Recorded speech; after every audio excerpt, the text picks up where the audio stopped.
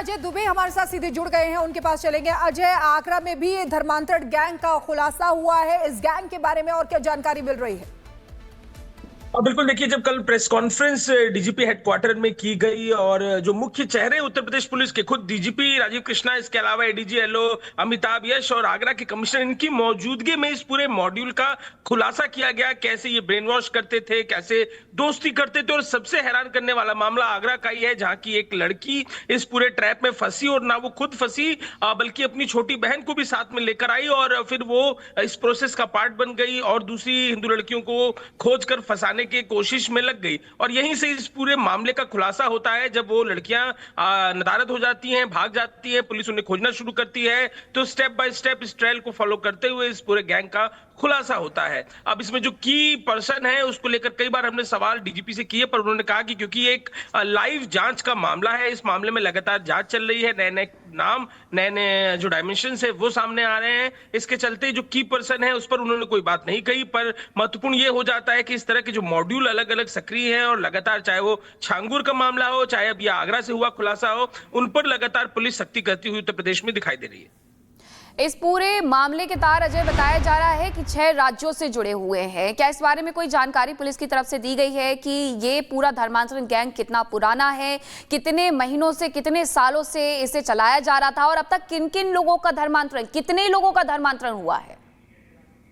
देखिए, ये तमाम सवाल जब हमने डीजीपी से किए, तो क्योंकि वो इसे बार बार लाइव जांच का मामला कह रहे थे, 6 राज्यों का उन्होंने जिक्र किया, जिसमें महाराष्ट्र, पश्चिम बंगाल, जो दक्षिण भारत की कुछ स्टेट्स है उनका भी उन्होंने नाम लिया, लेकिन जो क्या नंबर्स क्या है, धर्मांतरण कितनों का हो चुका है, कितना कितना पैसा दिया जा रहा था, क्योंकि छांगुर के मामले में हमने रेट कार्ड भी देखा था। इस मामले में लाइव जांच का हवाला देते हुए बार बार डीजीपी यही बात कह रहे थे कि अभी जब लाइव जांच चल रही है तो कुछ मुद्दों पर अभी हम प्रकाश नहीं डाल सकते। तो जो कार्रवाई को लेकर हेडकाउंट का मामला है, जो पैसे का मामला है, उस पर पुलिस ने कोई बात नहीं कही, लेकिन ये सब मामले हैरान इस तरीके से कर रहे हैं कि क्या ये इतना आसान हो गया है कि ब्रेन वॉश करके और उन्हीं लोगों का इस्तेमाल नए शिकार बनाने के लिए किया जा रहा है। तो पुलिस ने अब इस पूरे मामले में खासतौर पर आगरा पुलिस का जो टीम है, आगरा की जो पुलिस की टीम है, उसने इस पर सख्त कार्रवाई की, अलग अलग राज्यों में जाकर दबिश दी, पुलिस से परमिशन ली, पुलिस ने कोर्ट से परमिशन ली और वारंट लेकर अलग जगहों से गिरफ्तारी की। बिल्कुल अजय, बड़ी जानकारी आप दे रहे हैं। फिलहाल बहुत बहुत शुक्रिया हमारे साथ जुड़ने के लिए। इसी बीच एक और बड़ी खबर आ रही है, अपने दर्शकों को बता दें, अवैध धर्मांतरण के खिलाफ एक्शन लगातार जारी है। मुजफ्फरनगर से अबू तालिब गिरफ्तार हुआ है। अबू तालिब पर धर्मांतरण कराने का आरोप है। आगरा पुलिस यूपी एटीएस की संयुक्त कार्रवाई हुई, जिसमें आगरा पुलिस ने 10 आरोपियों को पकड़ा है। 6 प्रदेशों से 10 आरोपियों की गिरफ्तारी हुई है। सभी आरोपियों को 10 दिन की पुलिस रिमांड में भेज दिया गया है। तो देखिए, अवैध धर्मांतरण के खिलाफ ये एक्शन हो रहा है और लगातार एक्शन जारी है। मुजफ्फरनगर से अबू तालिब को गिरफ्तार किया गया है। वहीं एक और जानकारी, जहां छांगुर मामले में यूपी एटीएस की कार्रवाई, बलरामपुर से एक शख्स हिरासत में लिया गया है। राजेश उपाध्याय को हिरासत में लिया गया है। राजेश उपाध्याय से एटीएस की पूछताछ भी चल रही है। इस पूरे मामले में एटीएस से लेकर के ईडी तक अब पूछताछ कर रही है और सारे जो तार हैं, कनेक्शन हैं, वो तलाशे जा रहे हैं। एक शख्स की और गिरफ्तारी हुई है, इसका नाम राजेश उपाध्याय बताया जा रहा है। राजेश उपाध्याय को एटीएस ने पूछताछ शुरू कर दी है। एटीएस पूछताछ इस शख्स से कर रही है। बलरामपुर से हमारे साथ हमारे सहयोगी राघवेंद्र जुड़ गए हैं। राघवेंद्र, कौन है ये राजेश उपाध्याय? देखिए, राजेश उपाध्याय वह कड़ी है जिसको यह पता था कि यहाँ पर जो लैंड जिहाद हो रहा है वह कैसे यहाँ पनप रहा है। राजेश उपाध्याय बलरामपुर सीजीएम कोर्ट के क्लर्क हैं और कल वह बलरामपुर से रेलवे स्टेशन के द्वारा लखनऊ जा रहे थे। गोंडा रेलवे स्टेशन पर एटीएस ने उनको धर दबोचा, वहीं से लेकर उनको लखनऊ जाती है। लखनऊ में उनसे पूछताछ होती है। 3 दिन पहले जब ईडी ने 15 ठिकानों पर जब छापेमारी की थी, रेड की थी, तो उस दौरान रात में ईडी की टीम राजेश उपाध्याय के घर पे गई थी। राजेश उपाध्याय नहीं थे, लेकिन उनकी पत्नी और उनके बच्चों से पूछताछ की थी। वहां से कुछ महत्वपूर्ण डॉक्यूमेंट्स ले गए थे। उसके बाद एटीएस ने कल उनको जब धर दबोचा तो रात भर उनको हिरासत में लेकर पूछताछ किया। तो कहीं न कहीं बहुत महत्वपूर्ण कड़ी है, ये सरकारी कर्मचारी है। और सोचिए, कोर्ट के सीजीएम कोर्ट बलरामपुर, ये जुडिशियल से मामला जुटा है और वहां से करप्शन का मामला निकल कर आया है। क्या राजेश को फंसाया गया है या राजेश वाकई में इस पूरे लैंड जिहाद में जिस तरह से यहाँ पर प्रॉपर्टी बनाई जा रही थी उसमें इन्वॉल्व है। यह सारी बात तो सामने आएगी ही आएगी, क्योंकि एसटीएफ भी जांच कर रही है, एटीएस भी जांच कर रही है, ईडी भी जांच कर रही है। लेकिन बड़ी बात यह है कि अभी तक उतरौला पुलिस के ऊपर ही आरोप लग रहे थे कि लोकल पुलिस की मिलीभगत है, बलरामपुर पुलिस की मिलीभगत है। लेकिन अब जुडिशियल का, जैसा लोग पहले कहते थे कि वो कोर्ट का सहारा लेता था, जो भी उस छांगुर के खिलाफ जो भी जाता था उसके ऊपर एफआईआर भी होती थी, पुलिस में उसके खिलाफ शिकायत करके उसको दबाया जाता था और कहीं न कहीं कोर्ट के चंगुल में फंसा के उसको काफ़ी परेशान किया जाता था। तो यह जो कड़ी राजेश उपाध्याय की मिली है, जो सीजीएम कोर्ट के बाबू हैं बलरामपुर में, यह बहुत महत्वपूर्ण है कि क्या ये सारे आरोप सही हैं या ऐसे ही इनको फंसाया गया है। लेकिन छांगुर के पूरे मामले में एक से बढ़कर एक खुलासे डेली हो रहे हैं। ठीक है राघवेंद्र, बड़ी जानकारी आप दे रहे हैं, बहुत बहुत शुक्रिया हमारे साथ जुड़ने के लिए। हम अपने दर्शकों को बता दें कि देखिए किस तरीके से धर्मांतरण का इंटरनेशनल कनेक्शन कैसा है, वो हम अपने दर्शकों को एक बार बता देते हैं। भारत, दुबई, शारजा और स्विट्जरलैंड, ये वो जगह है जहां पर इसका नेक्सस जो है, नेटवर्क वो चल रहा था। ये मैप जो आप देख रहे हैं उसके जरिए आप देख सकते हैं। देखिए भारत से दुबई तक कनेक्शन था, शारजा, स्विट्जरलैंड, ये तमाम वो जगह जहां पर ये धर्मांतरण का रैकेट चल रहा था।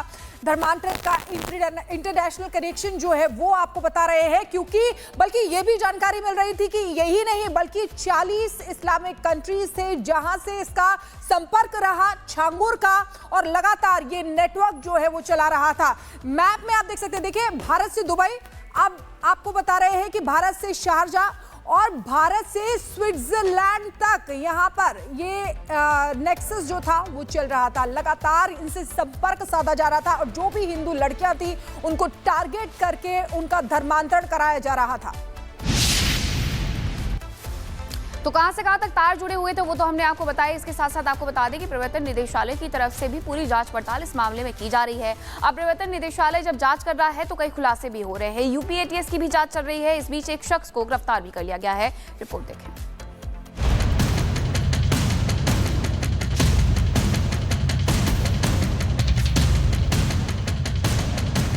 धर्मांतरण गैंग का मास्टरमाइंड छांगुर, नाम भले ही देसी है लेकिन नेटवर्क पूरी दुनिया में फैला है। अब इस खेल में एक और बड़ा खुलासा हुआ है, छांगुर का स्विस बैंक कनेक्शन। काले धन से भरे खातों की ऐसी परतें खुल रही हैं जो बताते हैं कि धर्मांतरण की साजिश सिर्फ भारत तक सीमित नहीं थी। ये साजिश विदेशों से फंडिंग, हवाला और स्विस अकाउंट तक जा पहुंची।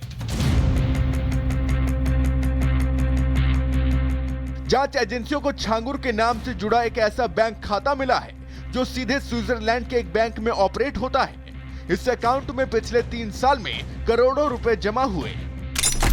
पैसा भारत से बाहर कैसे गया, कौन भेज रहा था ये फंड, और सबसे बड़ा सवाल किस मकसद से। धर्मांतरण में विदेशी फंडिंग की बात पहले भी उठती रही है, लेकिन अगर पैसा स्विस बैंक में जमा हो रहा है तो यह पूरी साजिश का इंटरनेशनल चेहरा दिखाता है। सूत्रों के मुताबिक छांगुर के खाते में पिछले 3 साल में करीब 42 करोड़ रुपए जमा हुए। नाम फर्जी, पासपोर्ट नकली, लेकिन बैंक अकाउंट असली। धर्मांतरण के इस रैकेट में छांगुर के साथ कुछ विदेशी एनजीओ भी शक के घेरे में हैं। पैसा विदेश से भेजा जा रहा था, यूपी और बिहार में धर्मांतरण करवाया जा रहा था और फिर वही पैसा बाहर के बैंकों में जमा हो रहा था। धर्मांतरण की यह साजिश अब सिर्फ भारत की नहीं रह गई है।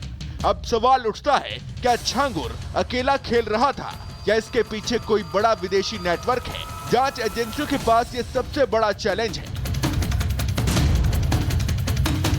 जैसे जैसे छांगुर के खिलाफ जांच आगे बढ़ रही है, नए नए खुलासे हो रहे हैं और छांगुर के साजिश के साथी भी सामने आ रहे हैं। यूपी एटीएस ने बलरामपुर कोर्ट के बाबू राजेश उपाध्याय को इस केस में पूछताछ के लिए हिरासत में लिया है। छांगुर केस में जो एफआईआर दर्ज है उसमें राजेश उपाध्याय का भी नाम है और पुलिस राजेश से अब पूछताछ कर रही है।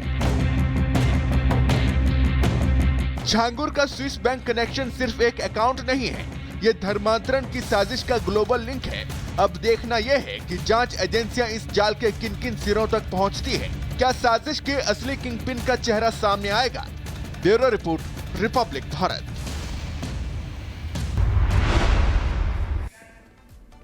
अब आपको छांगुर गैंग का दुबई कनेक्शन बताते हैं। देखिए, छांगुर के करीबी नसरीन और नवीन पर यह बड़ा खुलासा हुआ है। हाउसवाइफ बनकर शारजा गई थी नसरीन। 2014 में शारजा गई थी नीतू उर्फ नसरीन। दुबई में ही पासपोर्ट को एक्सटेंड करवाया था नसरीन ने ही। नवीन का भी पासपोर्ट और वीजा सामने आया। 2026 तक नवीन उर्फ जमालुद्दीन का पासपोर्ट मिला। नवीन उर्फ जमालुद्दीन कई कंपनियों में मैनेजर रहा। सिर्फ 7वीं पास है नवीन, ये भी आपको बता देते। देखिए कितना कम पढ़ा लिखा है नवीन उर्फ जमालुद्दीन, लेकिन इसका कनेक्शन, इसका नेटवर्क कितना बड़ा है।